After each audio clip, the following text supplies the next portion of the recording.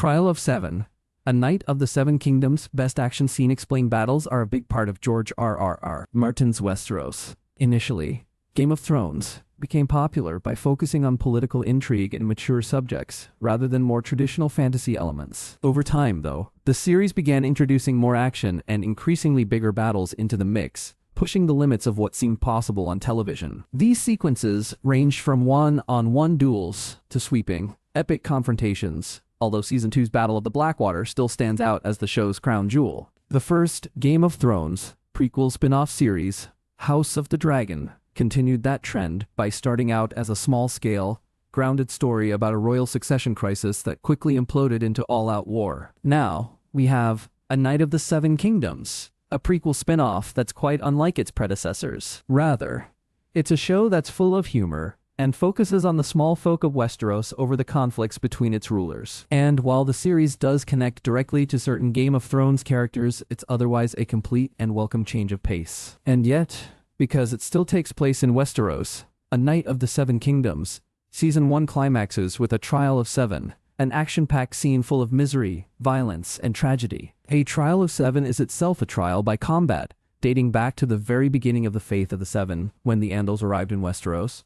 But it's also something we haven't seen on screen before. The result: one of the most visceral and gruesome battles in this franchise to date. A Trial of Seven is a trial by combat before the gods. Unlike traditional trial by combat, a Trial of Seven involves 7 champions fighting on each of the 2 different sides, with the champions themselves representing the 7 gods of the Faith of the Seven Kingdoms. This is why it's so challenging for Dunk, Peter Claffey, to find 6 other champions in Episode 4. He's asking all of them to put their lives on the line for him by fighting a royal family, the Targaryens, to be exact, to the death. It's also important to note that a Trial of Seven only ends when either the accused is dead, and has thus been found guilty by the gods in the eyes of those who believe in the faith, or the accuser has been killed or yielded. This is why the Trial of Seven in A Knight of the Seven Kingdoms, Episode 5, feels both epic yet intimate in scope. It is, after all, a battle between 14 warriors wielding an arsenal of weapons on horseback. Yet only 2 of them really matter and serve as the focus of this episode.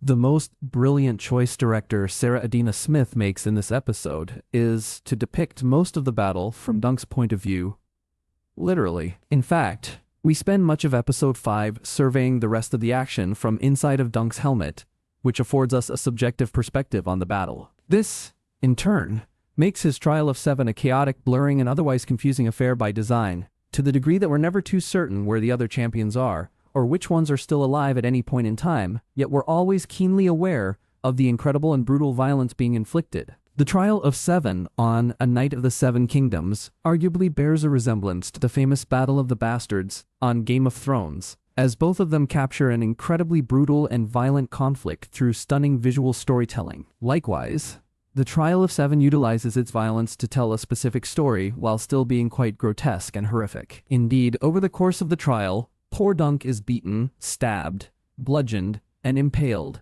all while being left to fight alone and isolated for most of the showdown.